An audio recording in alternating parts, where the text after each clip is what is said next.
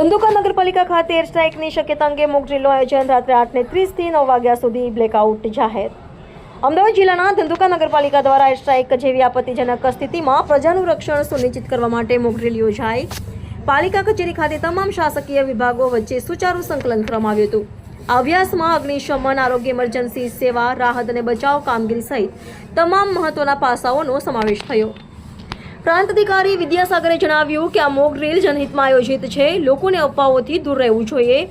Mock drill અંતર્ગત રાત્રે 8:30 થી 9 વાગ્યા સુધી ધંધુકા શહેરમાં બ્લેકઆઉટ જાહેર કરાયો છે. સ્થાનિક લોકોને તમામ લાઇટો બંધ રાખવાની અપીલ કરવામાં આવી છે. આ અભ્યાસ દ્વારા તંત્રની તૈયારી અને સંકલનની તપાસ કરવામાં આવી રહી છે, જેથી સંભવિત ખતરો આવી પડે ત્યારે અસરકારક પ્રતિસાદ આપી શકાય. Reporter C.K. બારડ. आज साढ़े 4 बजे ऑपरेशन अभ्यास अंतर्गत होस्टाइल अटैक समये एयर सायरन तथा रेस्क्यू ऑपरेशन, रेस्क्यू बचाव तथा राहत कामगीरीનું ડેમો રિહર્સલ નગરપાલિકા ખાતે કરેલ છે. આથી ધંધુકા તથા ધોલેરા તાલુકાની તમામ જનતાને અપીલ કરવામાં આવે છે કે આજે રાત્રે 8:30 થી 9 વાગ્યા સુધી તમામ પોતાના ઘર, દુકાનો, હોટલો તથા કામકાજના સ્થળોની લાઇટ બંધ રાખવી. તમામ પોતાના ઘરમાં શાંતિથી બેસી સહકાર આપશો.